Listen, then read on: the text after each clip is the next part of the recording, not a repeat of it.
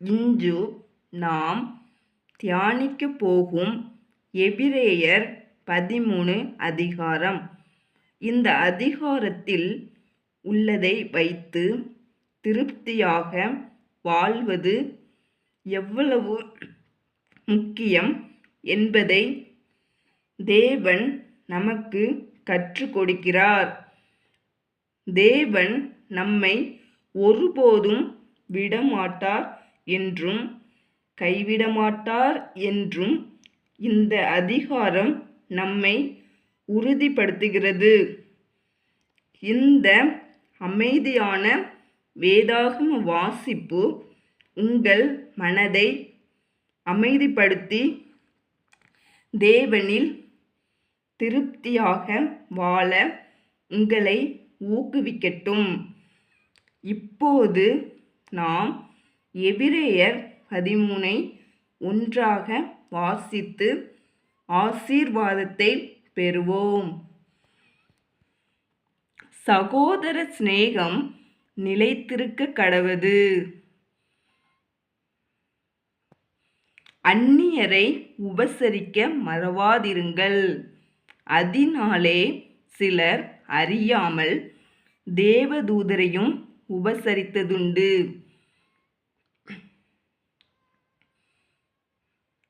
கட்டப்பட்டிருக்கிறவர்களோடே நீங்களும் கட்டப்பட்டவர்கள் போல அவர்களை நினைத்து கொள்ளுங்கள்.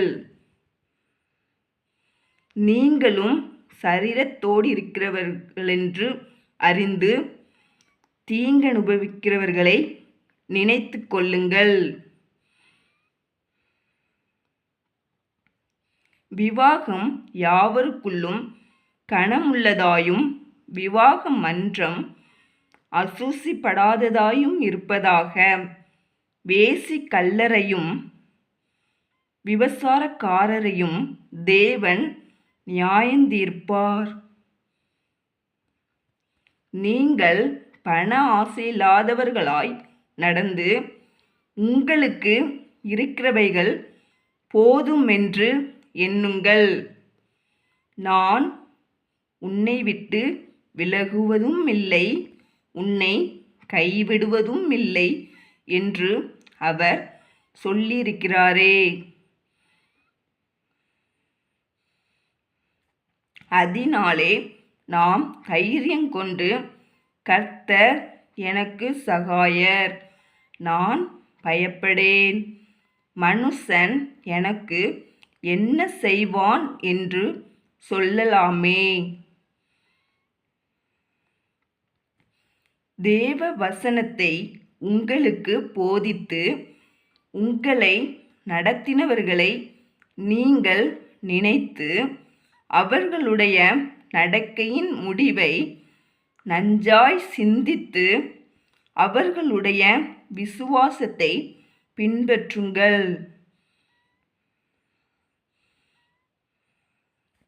இயேசு கிறிஸ்து நேற்றும் இன்றும் என்றும் மாறாதவராயிருக்கிறார். பலவிதமான அந்நிய போதனைகளால் அலைப்புண்டு திரியாதிருங்கள். போஜன பதார்த்தங்களினால் அல்ல, கிருபையினாலே இருதயம் ஸ்திரப்படுகிறது நல்லது. போஜன பதார்த்தங்களில் முயற்சி செய்கிறவர்கள் பலனடையவில்லையே.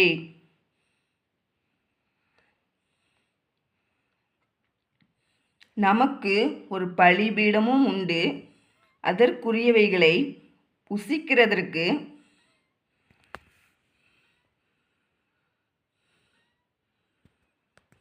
கூடாரத்தில் ஆராதனை செய்கிறவர்களுக்கு அதிகாரமில்லை. ஏனென்றால் எந்த மிருகங்களுடைய இரத்தம் பாவங்களின் நிமித்தமாக பரிசுத்த ஸ்தலத்துக்குள் பிரதான ஆசாரியனாலே கொண்டு வரப்படுகிறதோ, அந்த மிருகங்களின் உடல்கள் பாளையத்துக்கு புறம்பே சுட்டெரிக்கப்படும்.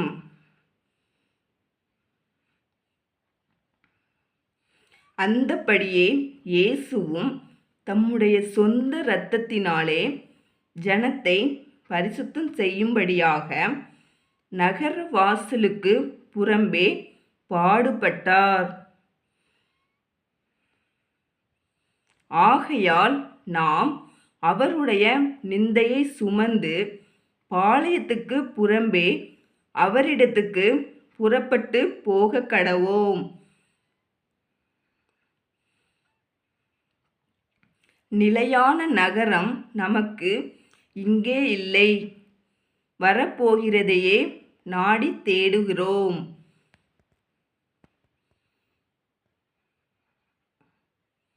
ஆகையால் அவருடைய நாமத்தை துதிக்கும் உதடுகளின் கனியாகிய ஸ்தோத்திர பலியை அவர் மூலமாய் எப்போதும் தேவனுக்கு செலுத்த கடவோம்.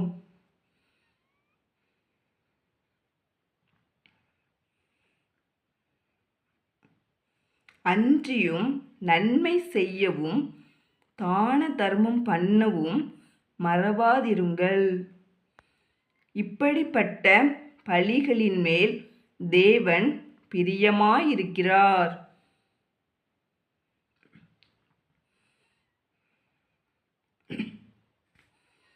உங்களை நடத்துகிறவர்கள் உங்கள் ஆத்துமாக்களுக்காக உத்தரவாதம் பண்ணுகிறவர்களாய் விழித்திருக்கிறவர்களானபடியால் அவர்கள் துக்கத்தோடே அல்ல சந்தோஷத்தோடே அதை செய்யும்படி அவர்களுக்கு கீழ்ப்படிந்து அடங்குங்கள். அவர்கள் துக்கத்தோடே அப்படி செய்தால் அது உங்களுக்கு பிரயோஜனமாயிருக்க மாட்டாதே.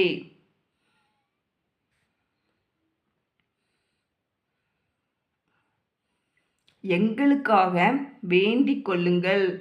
நாங்கள் நல்மனசாட்சி உள்ளவர்களாய் எல்லாவற்றிலும் யோக்கியமாய் நடக்க விரும்புகிறோம் என்று நிச்சயித்திருக்கிறோம்.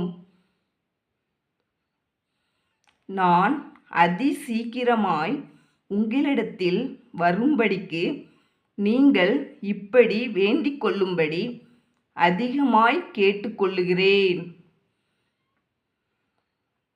நித்திய உடன்படிக்கையின் இரத்தத்தினாலே ஆடுகளுடைய பெரிய மேய்ப்பரான நம்முடைய கர்த்தராகிய இயேசுவை மரித்தோரிலிருந்து ஏறி வர பண்ணின சமாதானத்தின் தேவன்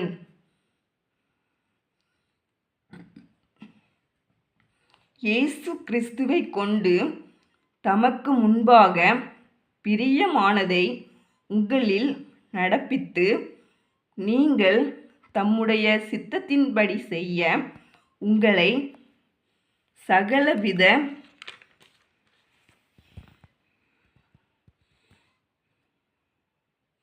நற்கிரியையிலும் சீர்பொருந்தினவர்களாக்குவாராக.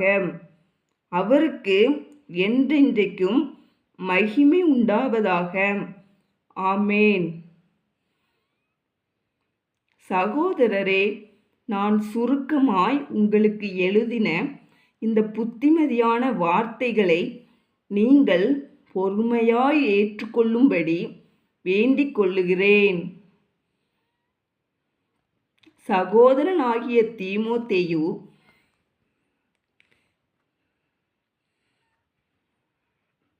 விடுதலையாக்கப்பட்டான் என்று அறிவீர்களாக.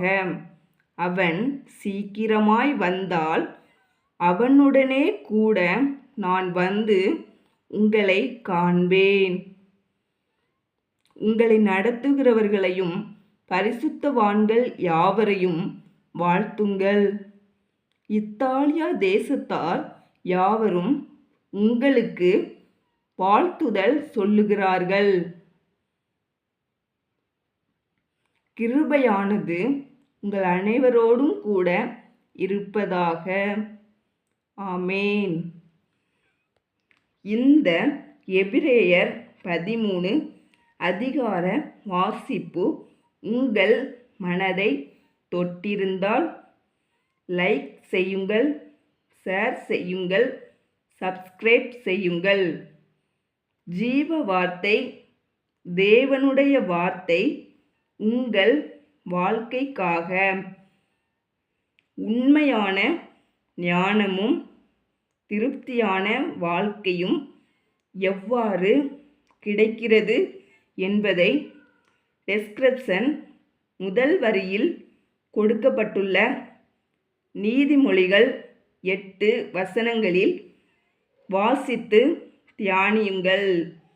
தேவனில் திருப்தியால் வாழும் மனிதன் ஆசீர்வதிக்கப்படுவான்.